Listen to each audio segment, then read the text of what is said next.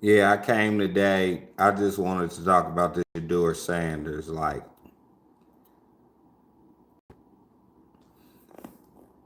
if if he really wasn't a good quarterback, okay. If he wasn't really a good quarterback, why take him fifth round? Why even waste a pick on? If think about this, if you the Browns, the owner didn't want him and the coach didn't want him, why would y'all have taken him? Period. In general, just tell me that. If you the Browns, if the owner didn't want him and the coach didn't want him and the NFL didn't want him, why would you take him in the fifth round if he was no good, like you claim? If he was just a fifth rounder, what fifth rounder? Why even waste it on him? If you say, he was arrogant and he was full of himself, which when you look at it, name a time that you've ever seen when somebody's draft stock failed because they were confident in themselves. In themselves. Tell me that. When have you ever seen somebody's draft stock fall from them being confident in themselves? Then, okay, when you draft him, obviously you drafted him because the NFL's a business. So it almost makes it seem like the NFL in some ways is scripted, because if this guy wasn't really talented at all, then why nobody wanted him? If nobody from the owner to the coach didn't want him for the Browns, how did he end up on the Browns? I mean, you have to ask yourself that. Like, that doesn't even make sense. If I own the Browns and I can choose who to pick as the owner, and if I'm the coach and the owner gives me the okay to choose, how does the GM, which quote unquote is the black guy, how would he be able to circumvent everybody and decide to pick Shador? That doesn't make sense at all. To anybody with a brain, that doesn't make sense. Yes, there was collusion. I believe, looking on it, they couldn't just all out not drafting, because then that'll super look like it's collusion. And you could even say in some cases racism, because what has he done? He doesn't have any background, like as far as like with law enforcement or anything. Well, I mean, not law enforcement, but I mean, he doesn't have a background, to my knowledge at least, as far as like arrests and stuff like that. So, okay. So what would make you draft him then? Everybody passed on him, but you picked him. To me, I believe it was to send a message, but I also believe the NFL is a business and they saw the value as they always do in us. But this time, this value was like a soap opera. You get what I'm saying? Like, Shador's fame, and it was like a once in a lifetime. I ain't gonna say once in a lifetime, but it was like a I ain't gonna say an anomaly, but it was kind of like the perfect storm, Coach Prime having the charisma and the cachet that he does, and then having his son come along, and the way you able to just to frame everything, like it's really once in a lifetime. I mean, even the people that oppress us aren't able to even create that with their own power, money, and all the resources they have for themselves. Because if they could, I ain't never seen a young Bill Gates or Steve Jobs, a little young Steve Jobs or somebody like that. You know what I'm saying? Them people, it's that one person. and they gotta, trying to finesse the money and get other people to take control of it, because it's like they clout, like our clout, like, like look at it, like it's been other dads and sons that play in the NBA, but why is the brother and his son just be the creme de la creme? Just be what it be. You know what I'm saying? It's how the universe just works sometimes. But like with Dion and his son, just it's how the universe works. And they doing record numbers at Colorado, numbers that hasn't been seen, I don't know, maybe probably ever. Or probably the highest, they have the highest viewerships, of all time. So people, companies, marketing companies, they see the value in that family. Everybody want to make a buck. So what do? What would be the best way to probably, if you look at a firm, or if you the NFL, okay, he's like his dad, and we really didn't like his dad, and with the image that he's coming across, a young black man who ain't in trouble, he's confident of himself, and he comes from an affluent black family.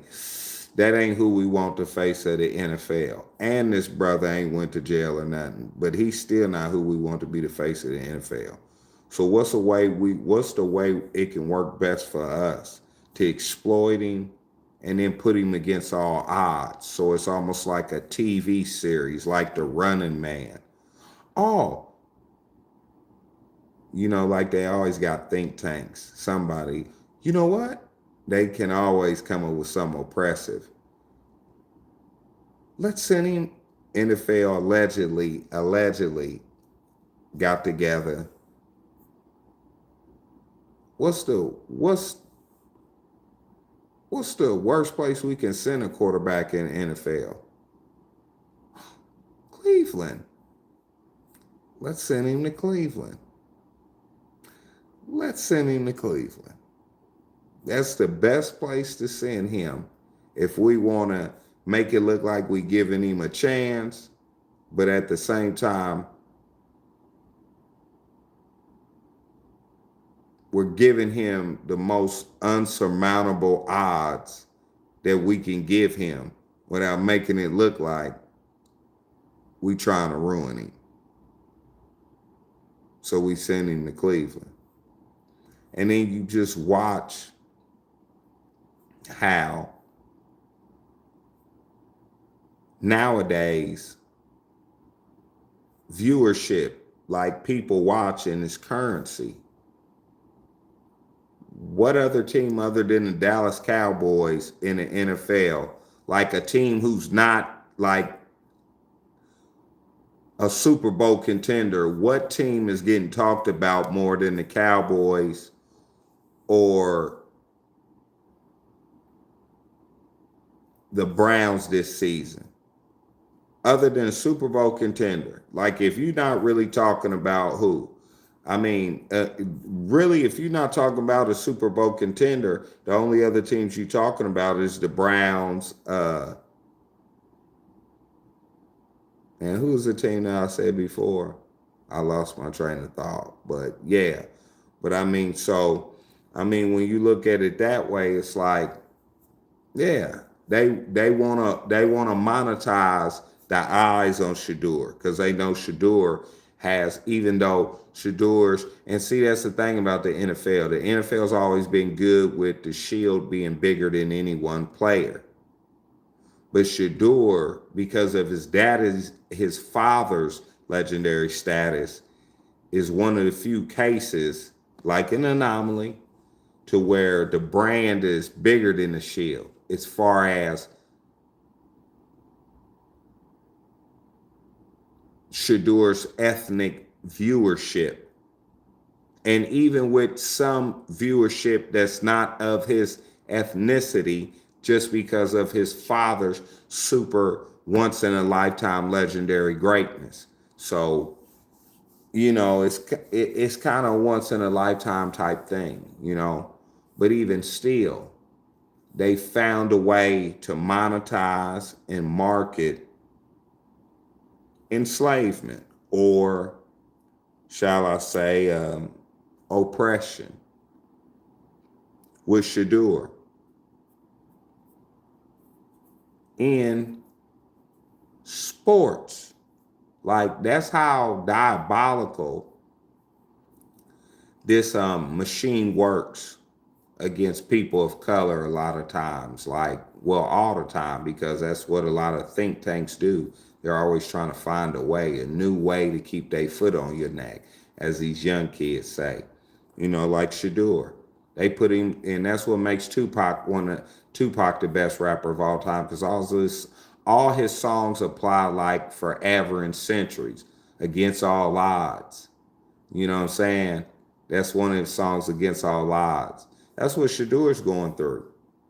Like, no quarterback has ever been drafted in the history of the NFL and had to go through what Shadur's going through. Nobody. Ever. In the history of the NFL. And he's handling it with grace. Like people do not understand, like, the immense pressure that young man is under. The majority of people can't even fathom it. You know, they can't even fathom it, but they all have an opinion about it. You know. And then it's like, how do you have an opinion about a brother that's put in a situation to fail? See, that's the wild part about it, is like, that's how the internet and everything is. They always put a brother on display to fail, you know, and then make it as if it's like a isolated thing, like all brothers just fail. When in reality, the system is marketed, and the backbone is the system is to crucify the brother. That's what makes the money. Either way, good or bad, with the indigenous black man. Good or bad, either way, whatever spectrum, they're going to make money off of it. You know. If you the brother that, you know, goes against your people, they gonna enrich you with money. If you're a brother that takes part in the leadership and the degradation of your people, they gonna pay you. You know. So I mean, this is the type of stuff that Shadur is dealing with. You know what I'm saying? And it's tough to watch, because I'm paraphrasing, but he's like being crucified in real time. And I'm not saying anything biblical. I'm just meaning the expression or the definition of crucifixion or being crucified. Shadur's going through that, you know? And it's like, he's put in a situation to fail. Like, the situation is set up for him to fail on all levels. But the part about it, what makes it so, what's so perplexing is, if he's not worth it, why go through it as a team, or as they say, the NFL, but not as the NFL's a corporation. Why go through it? Because the currency, the visual currency, the people that come, the people that watch to see Shadur. Just imagine for them to go through what they're going through, the NFL, and doing what they did with Shadur.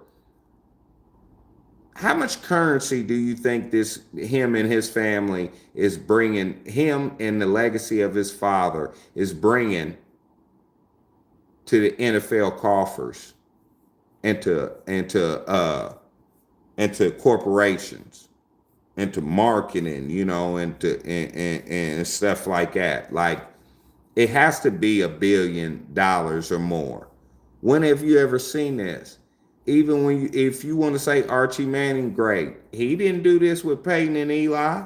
Not what Coach Prime doing with Shador. And they definitely not doing with Arch or what's his name? Arch Manning or Archer Manning. It's not working, not on no Shador level. Not like that. He ain't got no perfect time, man. It's you know, but once again, it's his father's greatness and it's his father's understanding of marketing before the corporations got a hold to it. They had already built this machine. That's why they really benefiting off of it monetarily. And that's what you have to do as a person of color. As a person of color, you have to bring these corporations and these people a finished product in order to somewhat reap the rewards or the benefits of your hard work. Because if not, you're going to be victimized. That's the whole point of the system.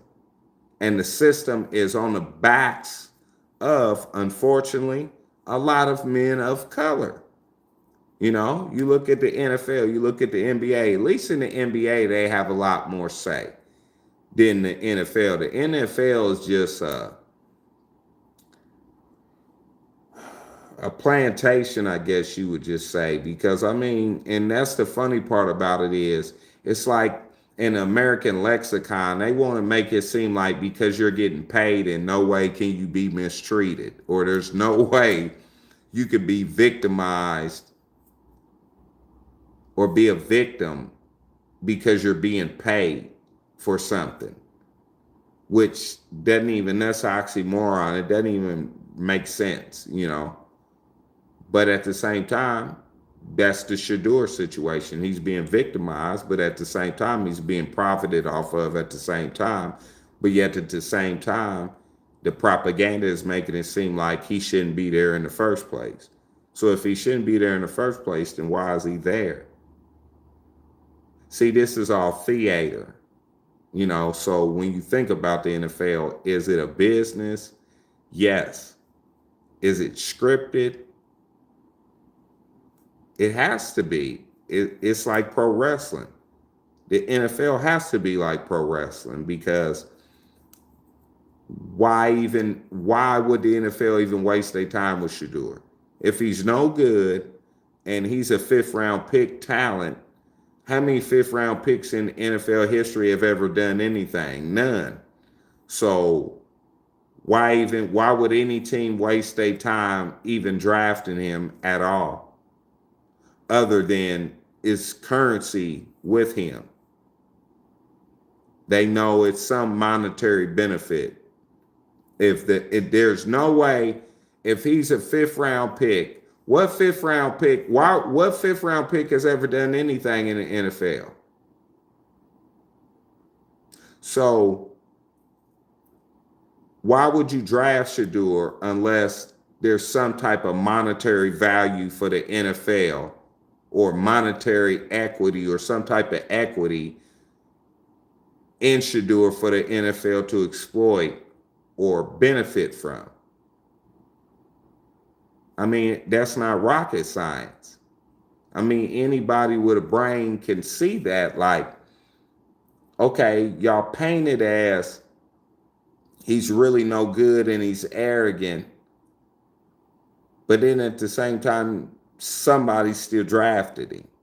But you made sure you drafted him with the latest pick you could. So he really doesn't have a chance, but you make it look like he has a chance because, well, we did draft him. He did get a chance to be drafted in NFL. Because if you didn't draft him, then it would look like some racist stuff. But then you drafted him against unsurmountable odds to the average person. It looks like, oh, they gave him a chance. They gave him a chance. He goes to the worst team you could send a person to as a quarterback in the NFL historically. But to everybody, oh, they gave him a chance. They gave him a chance. Then on top of it, like when he does get to start, he's got backup offensive linemen. He doesn't have any true number one wide receiver. And it's like, and then all of a sudden, when he does get to start the defense, other than Myles Garrett, one sack away from the record, the defense is giving up. All of a sudden, the defense, they was, when it was Dylan Gabriel, they was a somewhat good defense. Now when Shador comes along and can open up the offense, now all of a sudden the defense is a no good defense other than Myles Garrett one sack away from the sack record. The defense is just horrendous, and they giving up 30 points a game in every Shador start. But during Dylan Gabriel and Joe Flacco, the defense was bending but not breaking. They was a good defense, but now all of a sudden Shador opens up the offense. Now all of a sudden the defense is not even there other than Miles Simon. That sounds scripted. You know what I'm saying? It has to be scripted. Like, okay, everybody, like Miles Simon was the best player, has been the best player all season. He's been lifting the defense and keeping Cleveland in the game with quarterbacks that are just barely managing the game. But then all of a sudden, Shador gets his start. Now all of a sudden, the team is just giving up 30 points a game. Myles Garrett still's getting his sacks, but where's the bend but not break mentality gone? Like now all of a sudden the floodgates is open with the defense, and they can't stop nobody. Then Shador, Jerry Jeudy, like it just all seems like it's all collusion, and everybody's colluding. Well, not everybody, but certain people in certain positions are colluding to make sure Shador fails, because it's just like what is the word I'm looking for? The incompetence of this whole season, and the incompetence of the way they've handled Shador, and just the whole Cleveland Browns organization is just unbelievable. Anybody who has a brain watching this can clearly see this ain't about winning. This is about, like Jerry Jones, this is about trying to profit off dysfunction. And what's so crazy is Jerry Jones has been able to get away with profiting off dysfunction to a degree. But at the same time, where does that get you? Where does it really get you? I mean, in the Cowboys case, yes, because you got so many sponsors and people buying in to the circus, but the circus can only go so far if it ain't really putting up a real good show. And now it's like the show is all about Jerry. So then when it's not about Jerry, it's nothing else to the Cowboys. And Jerry can't stay forever. So I say that to say the NFL must be scripted to a degree. And it's a business, it's a corporation. They're trying to maximize profits. It's a soap opera to a degree. They always need a new storyline. And if they don't need a storyline, they need something to always keep people engaged. It's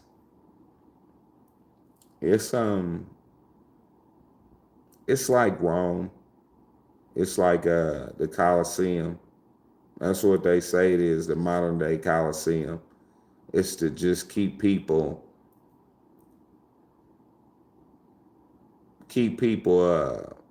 what is the word I'm looking for? Worrying about something that doesn't matter, keeping people's attention with just fodder and just pointless stuff. Because at one point you used to think you watching a game and it's just a straight up game of men, pause, just playing a game and seeing who's the best at it.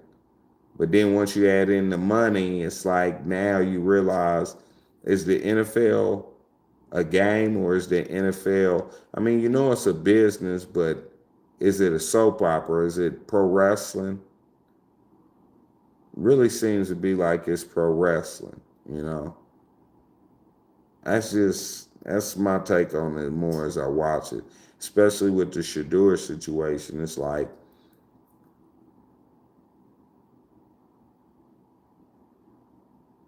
everybody seems to have something to say negative about him. Like that's the thing. Say something negative. Make sure you don't get people or you get people to think in some way like it was justified for him to be fifth round. But then you see people like Cam Ward and all these other quarterbacks. They're playing on pretty somewhat decent teams. The Browns, unless you talking about Myles Garrett, who else? And Njoku, who really is decent on the Browns. Other than Myles Garrett and Njoku, ain't nobody nothing on the Browns, you know. And I ain't trying to be disrespectful to no player on the Browns because I never played pro sports but also in the same time I'm just being honest. Like so, what does Shador really have to work with, or what situation did he go to? You know, so it's like it just makes you wonder. Like it just really makes you wonder. Like, is this really pro wrestling? Is this scripted theater? It's a business. Is this really scripted theater? You really think it's a game of men imposing their will on each other, but the more you watch this Shador stuff, it seems like it's scripted theater. It could just be, you know, an opportunity they see that the NFL sees that they can market, but this looks like it's more than that, you know, because it's like if you wanted to market him, what would it hurt you to make him the number one pick? You seen the game he played against Cam Ward. It's obvious he's better than Cam Ward. It's obvious he's better than Cam Ward as an NFL quarterback. So if I'm not an NFL guru and I can see that, you telling me the NFL didn't see that? Or did they choose to not see it because they already had an agenda? Because they put profit over being real and putting a real show on, which is putting the best product out, and not the best product, the best people out on the field to give you the best performance, which overall makes the regular people, i.e. like me, pay to watch it all. A regular person watches it to see the best that they can see, the best of the best that they can see at a particular sport. But if you find out that the sport that you love is scripted and these people are kind of like actors, this is like a movie or show. So technically it's not really sports. It's a movie or a show. Then you got people betting. So then think about this. So if the NFL or these allegedly, if the NFL or these different sports entities are scripted, how are you betting on something that's scripted? How are you betting on something when the outcome is already decided? And that's what it feels like to me, to a degree, because it's like if Shador was no good, why draft him, period? Like, why draft him in the fifth round? Why not just not draft him, period, and make him just an undrafted free agent and make him make his way that way? Why draft him fifth round so you get everybody talking and you create this dynamic of you either with him or you against him, and that's the theme of the 2025 NFL season is Shador Sanders. But instead of just making it fair to where you going off his talent, you're going off of hypocrisy, oppression, and like always, like it's like the movie Running Man, like you trying to make everything unsurmountable odds. Like it's really sad, but you know, that's America. That's like this whole system, this whole engine. It's the matrix, but it's also I I supremacy, I supremacy.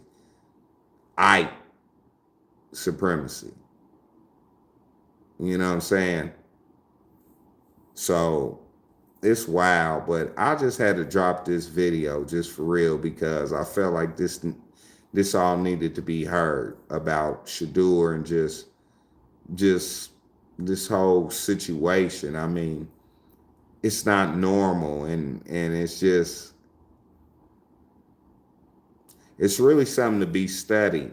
It's something that they should study, or make a book about, or a movie about, or make a class about in a college, because this Shadur is something different.